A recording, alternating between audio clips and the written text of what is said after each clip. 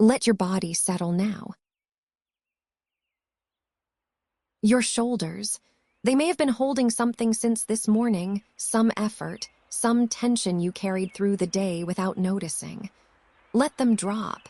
Just allow them to fall a little lower, the way they would if no one was watching.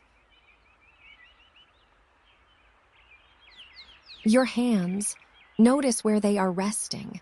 The slight weight of your fingers. You are not holding anything right now. Let your palms go soft.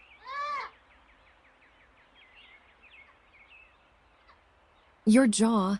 There is a good chance it is tighter than you know. Let it open slightly, just enough that the back teeth no longer touch. A small thing. Your feet. Feel them where they meet the mattress, where the blanket covers them. Still, heavy.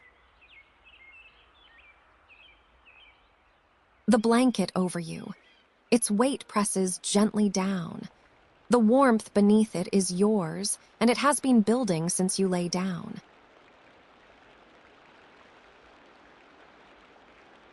There is nothing you need to solve right now. Nothing to plan, nothing to remember. Whatever did not get done today can wait. It will keep.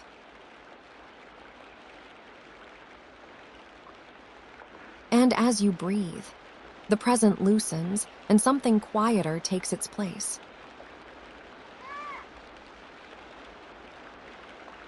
You are in the Swiss Alps. The year is 1863. The altitude here is close to 2,000 meters, high enough that the air tastes faintly of cold stone and grass, and the valley below you is invisible behind morning mists. The nearest village is a 3-hour walk down a steep path. Above you, the peaks are capped with snow that will not melt until August. You have been here since May. You will leave at the end of September. This is the alpage, the high summer pasture, and this is where you live. Tonight you will simply rest here.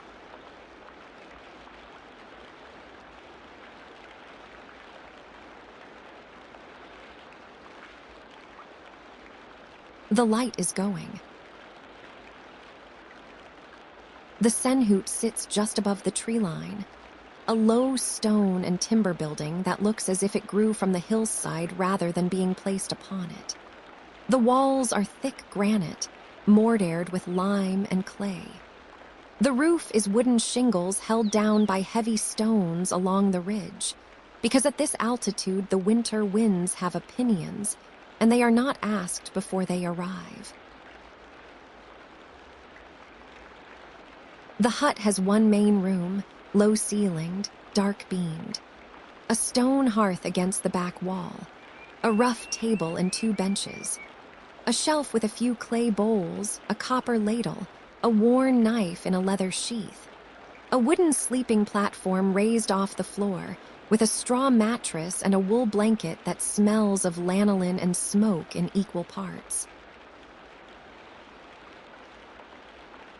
The window is small, one pane of imperfect glass, slightly green-tinted, that warps the pasture outside into something slightly dreamed. Through it you can see the last color leaving the sky. Not dramatic. Just the pale gold going to gray, the mountains becoming shapes without detail.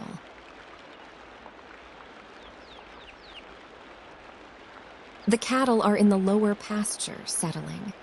You can hear the bells, the treichel, big iron cowbells each cow wears on a wide leather collar, moving in slow, irregular rhythm as the animals shift and lie down. 1 bell, then 2, then quiet, then 1 again.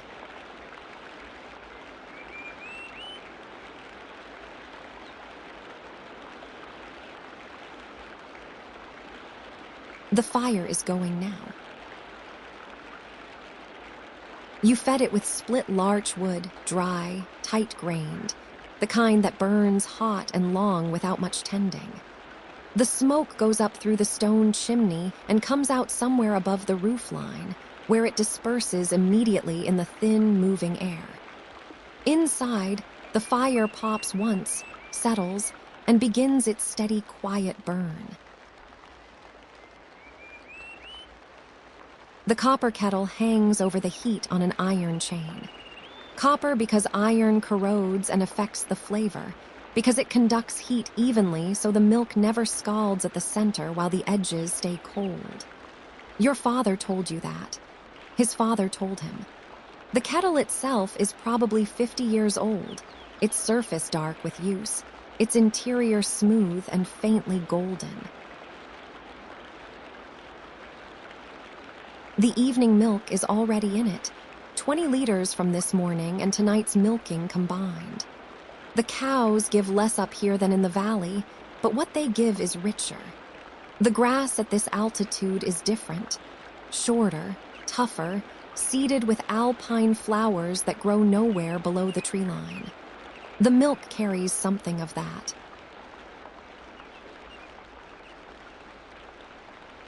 The pot begins its low sound. Not yet a boil, just the first quiet movement at the bottom, the first slow convection rising through the liquid. The fire pops. The copper catches the light and holds it.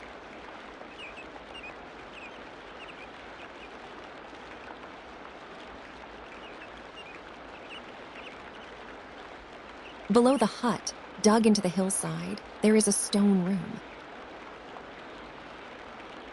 You go down to it each morning and each evening.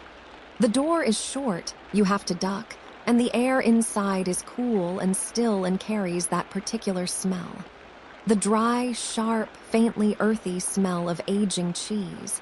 Not unpleasant, just present. The smell of fermentation doing its slow, indifferent work. The shelves line 3 walls, each holding wheels of alpkäse at different stages. Some pale and young, pressed into molds 2 weeks ago, their surfaces still soft and damp. Others further along, rinds beginning to dry and darken. The oldest ones on the lowest shelf are from June. Their rinds are hard now, golden brown, and when you turn them, which you do every day, side to side, so the moisture distributes evenly, they feel solid. Heavy, like something that has made up its mind. Each wheel is rubbed and turned. The cheese does not hurry. It is not capable of hurrying. It only changes on its own schedule by its own slow chemistry.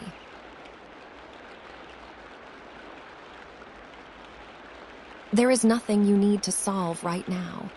Nothing to plan, nothing to remember. The cheese knows what it is doing. It has been doing this longer than you have been here to watch it.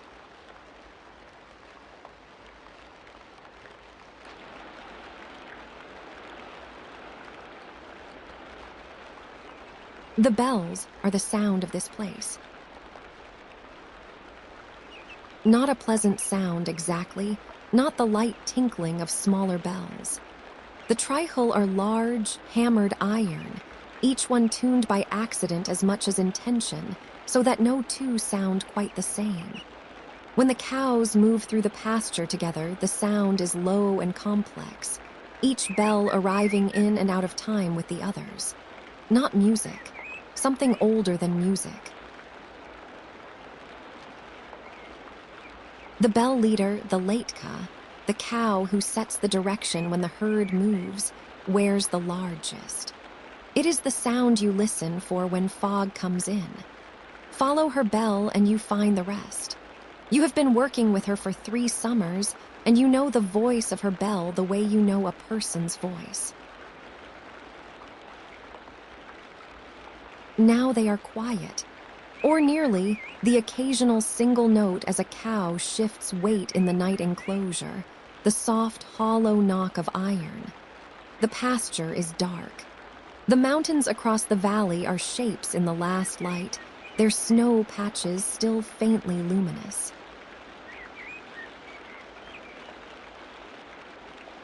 One bell, somewhere in the dark, then nothing.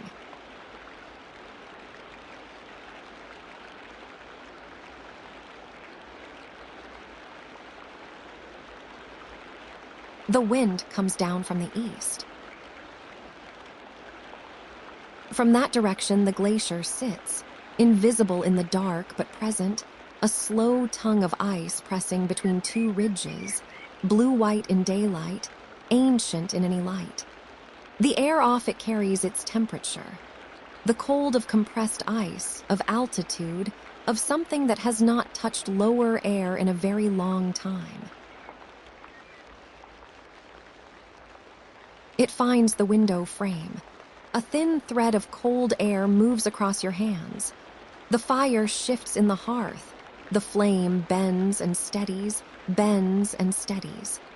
The tallow candle gutters once and holds. You are used to this. The wind off the glacier arrives reliably after the air cools, flowing down the slope the way water does, finding the low paths. By morning, it will have died. The dew will be heavy on the grass.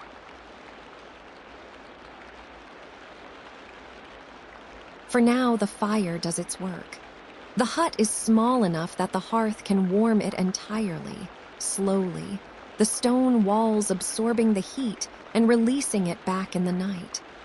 Outside, the wind moves through the pasture grass. Inside, the candle holds its small flame.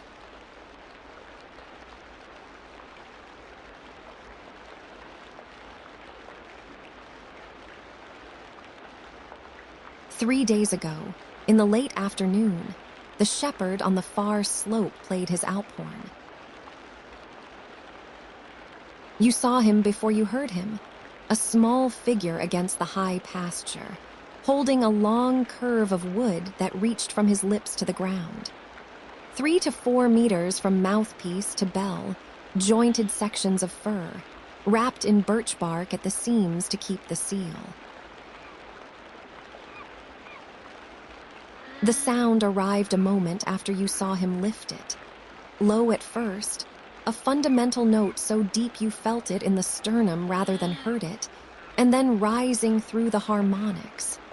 Not sad, exactly. Not joyful. Something between the two that has no name in any language you know. The sound carried across the valley without fading, the way sound does at altitude when the air is still. The cows turned their heads. The bell of the Leitkuh sounded once, heavily, as she shifted.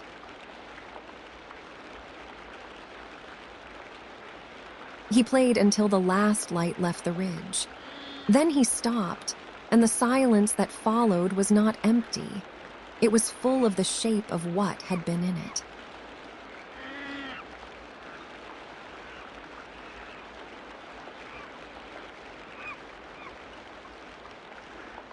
Later, before sleep, you step outside.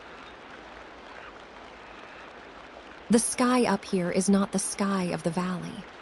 At 2,000 meters, above the haze that collects in low places, the stars are not points so much as presences. Thick in some places. The bright band crossing from northeast to southwest, dense and faintly luminous, the light of it old enough that it left its sources before your great-great-grandfather was born. The cold is real now. Your breath makes a short cloud and disappears. The grass underfoot is already stiff with the beginning of dew. The stone of the hut wall where you lean your shoulder is very cold through your shirt. The night is doing exactly what it does. The stars hold their patterns. The cows breathe in the enclosure below. The cheese ages in the dark stone room without needing anything from you.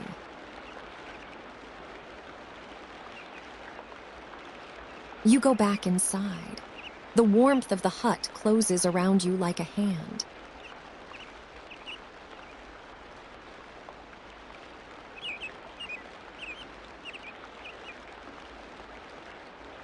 In the night enclosure, they are all lying down. 12 brown Swiss cows, broad-shouldered, patient, their coats a warm fawn brown.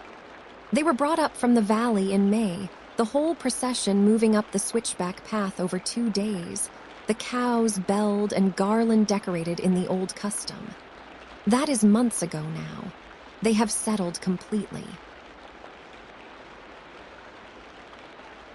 When a cow lies down, it does so with a kind of deliberate resignation. Front knees first, then the haunches, then the whole body lowering until the side rests against the ground. Then stillness. The breathing slows. The large eyes go half closed. Lying beside one another, they share warmth. The body heat of 12 large animals on a cold mountain night is considerable. You have slept near them before, when the cold was very sharp and the warmth was real.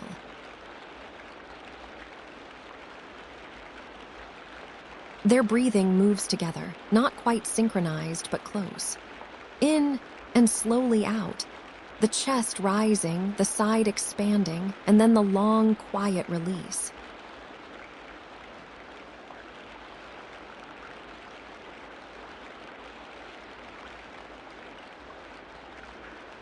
The fire has found its slowest burn.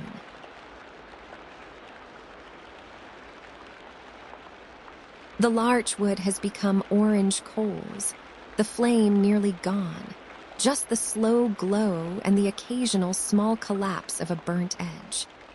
The cold will come in slowly toward dawn, it always does, but for now the walls are giving back everything they absorbed from the fire.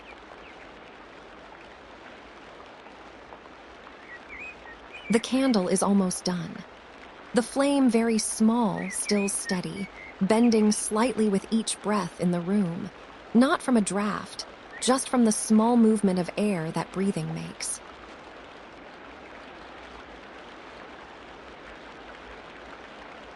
You are not needed anywhere right now. The cows are lying down. The cheese ages in its stone room whether you watch it or not. The bells are quiet. The stars are moving their slow arc above the peaks, as they have moved above this slope every night since the mountains were young.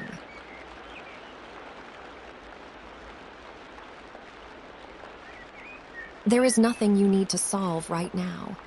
Nothing to plan, nothing to remember. The alpage will be here in the morning. All of that exists in the morning. It does not exist yet.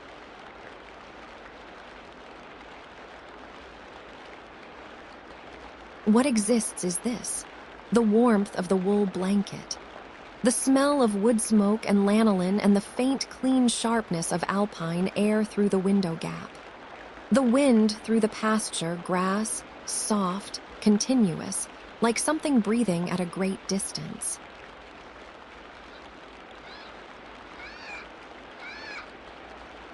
The Leitkuh's bell sounds once in the dark below. Low, heavy, then it goes quiet.